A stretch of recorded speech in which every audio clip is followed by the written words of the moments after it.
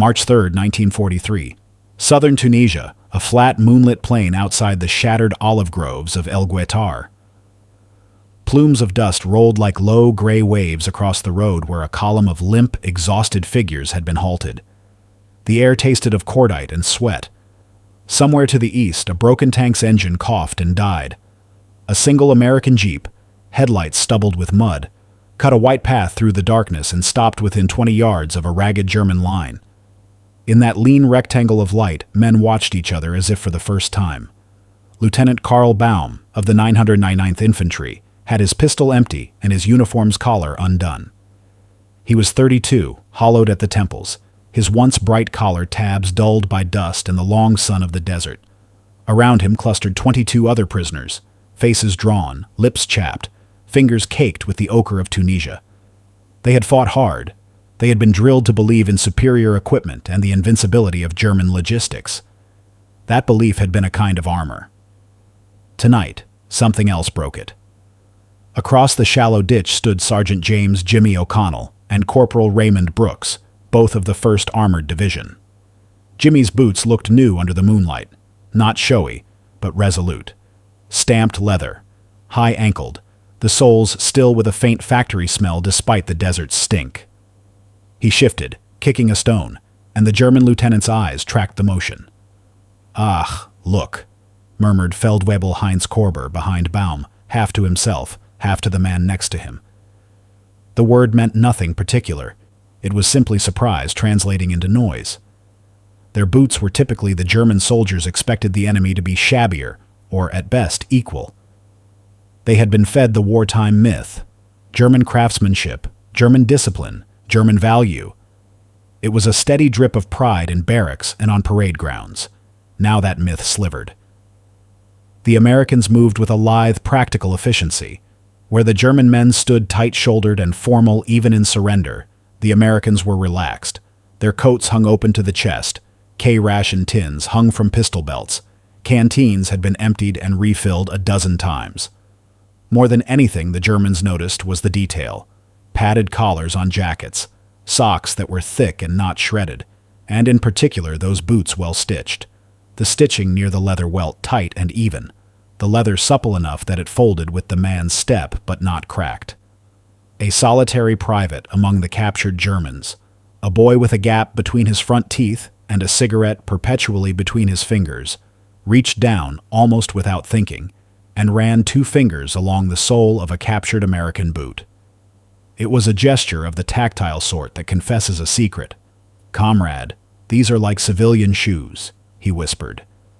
Jimmy watched the boy's hand, then offered, without ceremony, a half-eaten bar from his K-ration, a small rectangle of compressed chocolate and oat that tasted faintly of coconut and preservation.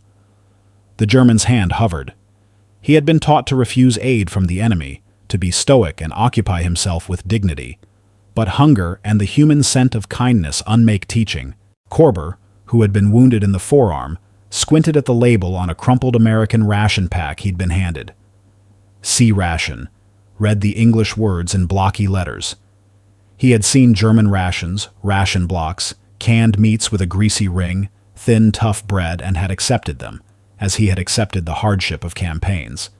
The American pack was different, compact, varied, bright-inked, with condensed coffee in a sealed capsule and a little spoon tucked in like a promise. The Germans clustered closer. Captain Otto Meissner, a heavy-jawed man who had commanded a company until the last failed counterattack, lifted a can, turning it in his fingers as if reading a holy text. "How much do these cost?" he asked in German, incredulous. He meant, how far did American industry stretch that even a private could have a thing so thoughtfully made? He did not mean money. He meant the machinery of supply. It was more than comfort. Those boots and rations were visible evidence of a different system. Trains that actually ran, factories that fed men in the field, a bureaucracy that, for all its faults, delivered the small necessities of life. You did not have to be a logistician to see it. The evidence was under your feet. Jimmy noticed the light in the German faces. Not defiance now, not scorn, but a sort of disarmed curiosity. He shifted his weight to reveal more of the boot, the reinforced toe, the ankle buckle set against a neat fold of leather.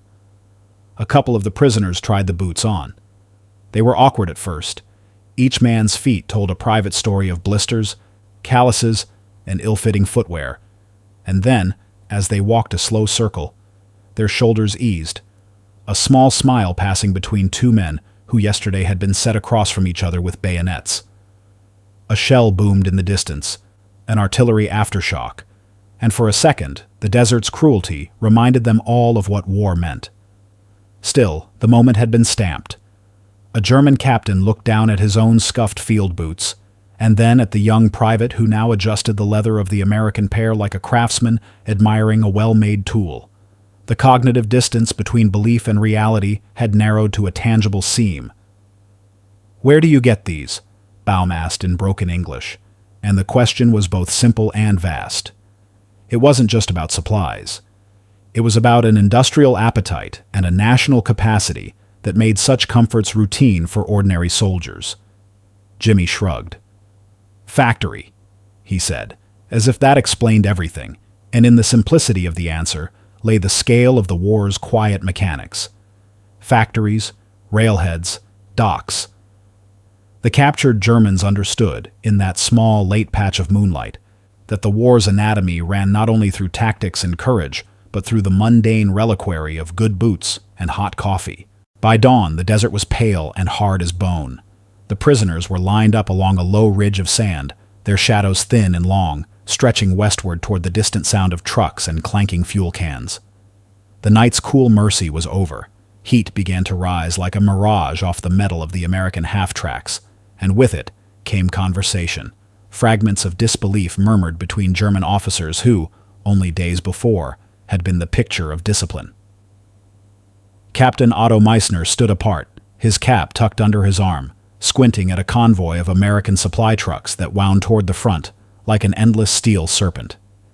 Each truck gleamed with fresh paint, each marked with crisp white stars and loaded with crates, ammunition, rations, medical packs, spare tires, and yes, more boots. To Meissner, it looked obscene, wasteful even. He was a man raised in the doctrine of scarcity, that the strength of the Wehrmacht came from its discipline and its resourcefulness, not abundance. He had seen his men patch boots with bits of canvas, use tank grease to waterproof the soles, and boil their uniforms to kill lice. That was soldiering lean, proud, uncompromising. And yet, here he stood, watching Americans who didn't have to endure, men who smoked from tins of pre-rolled cigarettes, who joked about baseball and the cold beer waiting in Algiers, men whose mess tents smelled of coffee and bacon, real bacon, while his men had lived off tinned horse meat and black bread so dry it could scratch the gums. "Got him Himmel," muttered Feldwebel Korber, his arm in a sling. "They even have extra socks." He held up the gift an American guard had tossed him, a neatly rolled pair, still warm from someone's pocket.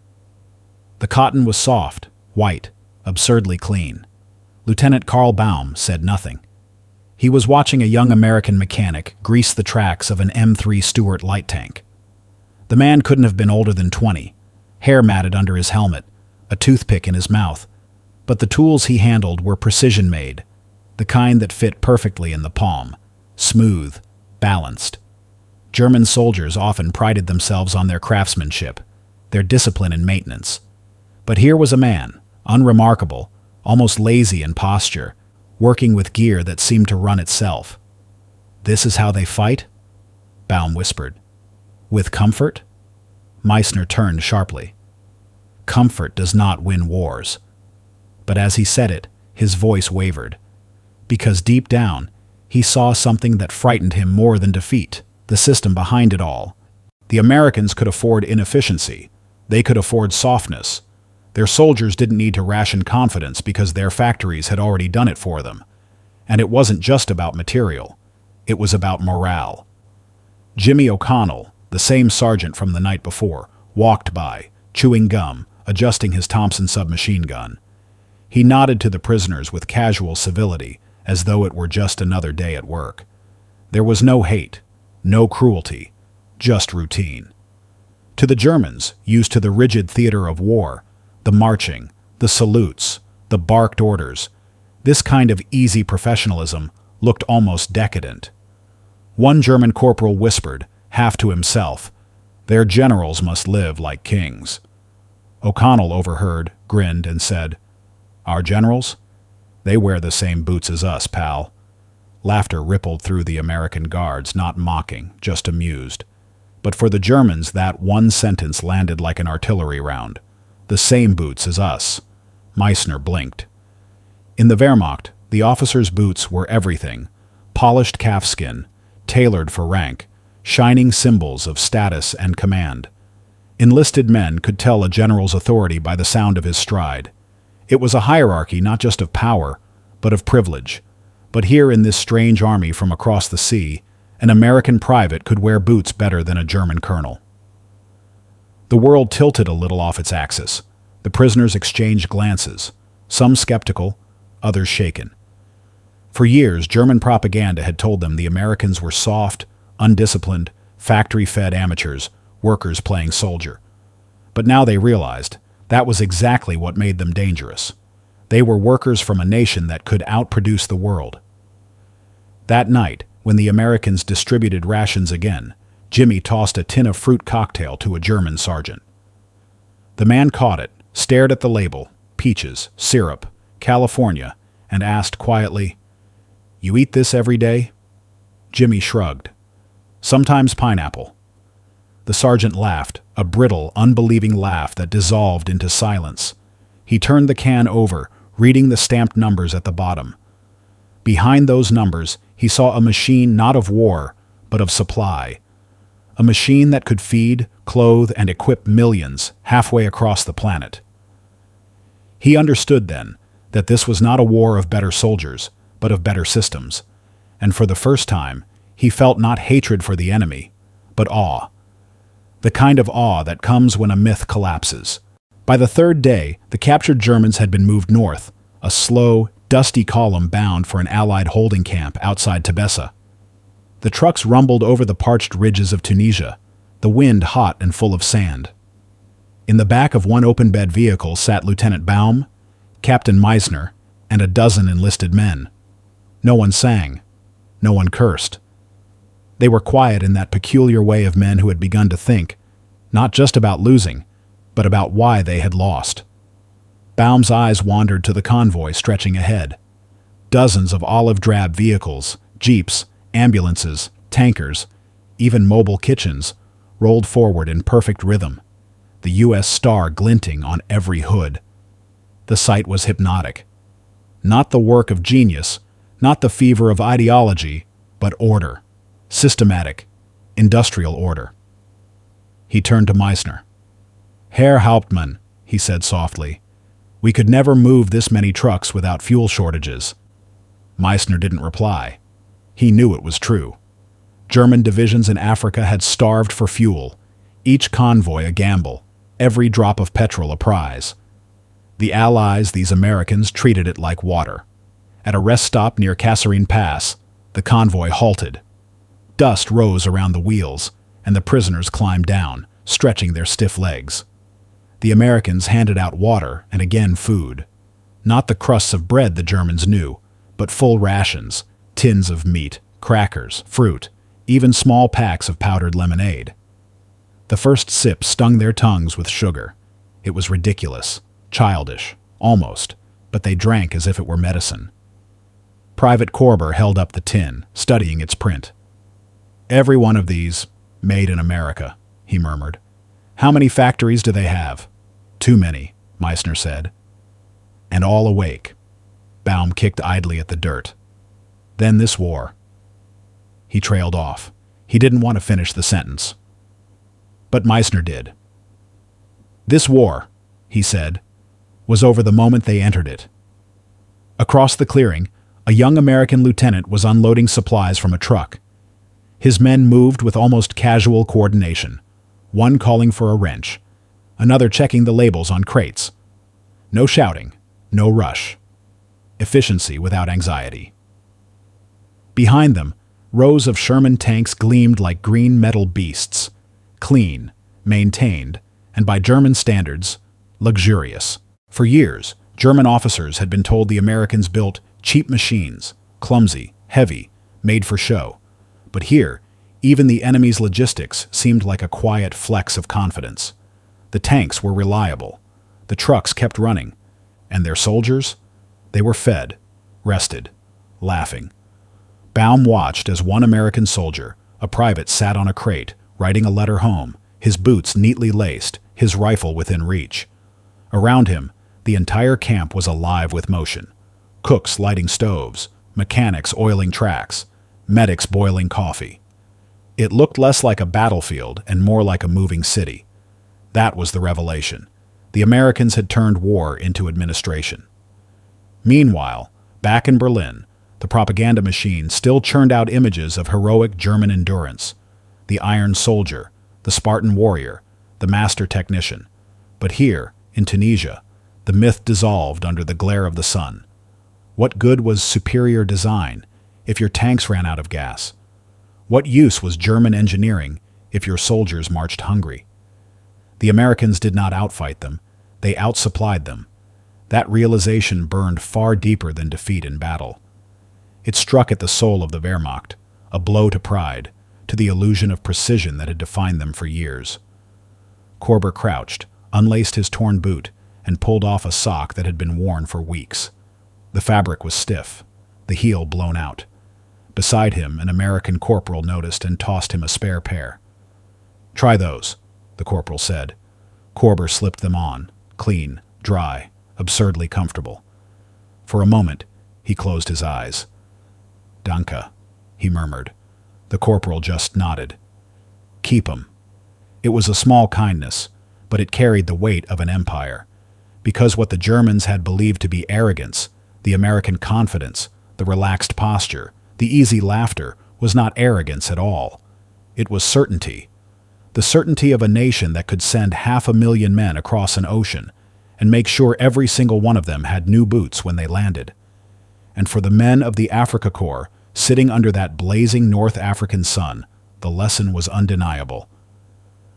The war was no longer about who had the better soldier. It was about who could afford to care for him. The sun had sunk low when the convoy finally reached the prisoner camp outside Tebessa, a sprawl of canvas and barbed wire set against a backdrop of crumbling hills. The evening air was cooler here, tinged with the scent of diesel and boiled coffee. Floodlights hummed above the compound, and the steady rhythm of engines echoed like a lullaby of industry. For the first time in weeks, the German prisoners slept on cots. Not the ground, not on sand or stone, but on actual canvas frames with blankets. The guards didn't speak much. They handed out food, water, cigarettes, and left.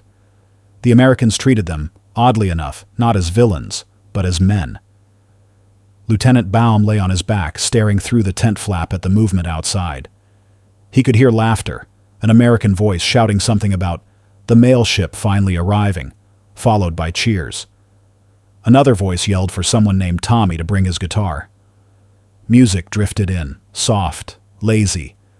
It was surreal, this sound of normalcy, here, where just days earlier the air had screamed with artillery. Across the tent, Captain Meisner sat upright, polishing his glasses with a scrap of cloth. He looked smaller now, not humiliated, but hollow, like a man trying to rebuild his logic from rubble. "They treat us better than we treat our own men," Korber said quietly. Meisner didn't answer. He didn't have to. Everyone in that tent was thinking the same thing. Baum rolled to his side. "Do you remember what the propaganda said? That the Americans were a nation of decadence? Of soft men with soft hands?" Korber gave a humorless laugh. "If this is decadence, I'd trade anything to have it."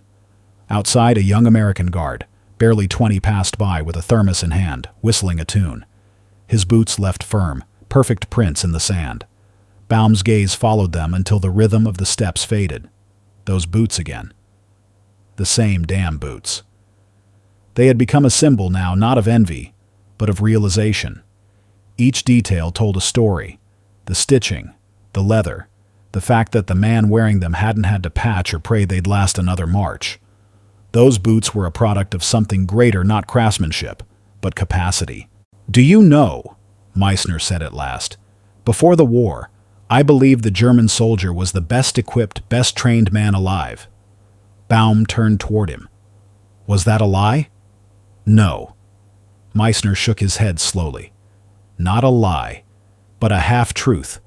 We were trained to believe our hardship was a virtue. That endurance was proof of superiority. But now, his eyes drifted toward the light outside. Now I see endurance isn't strength. It's what you cling to when your system has failed you. The tent was quiet after that. Only the hum of the camp generator and the soft murmur of the desert wind.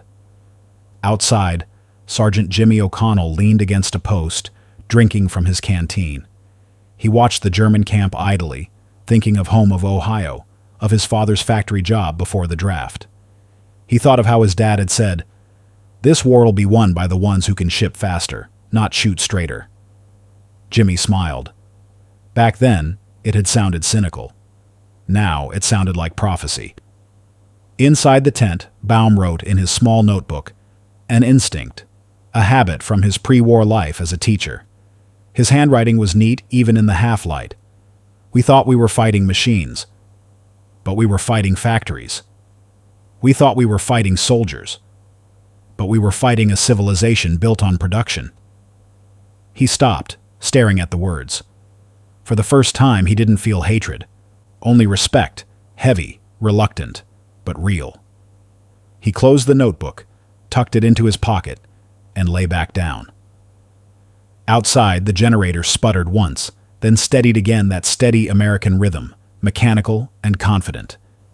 And as the camp settled into the soft breathing of sleep, one truth hung over both captors and captives alike. That the war, for all its thunder and blood, would ultimately be decided not in deserts or trenches but in factories, on assembly lines, in the quiet miracle of abundance. The German officers had entered the desert, believing in the power of discipline and scarcity. They left it humbled by the power of comfort and supply, and long after the guns fell silent, they would remember the absurd, almost poetic detail that first shattered their certainty. That American soldiers, every last one of them, wore boots finer than any German generals,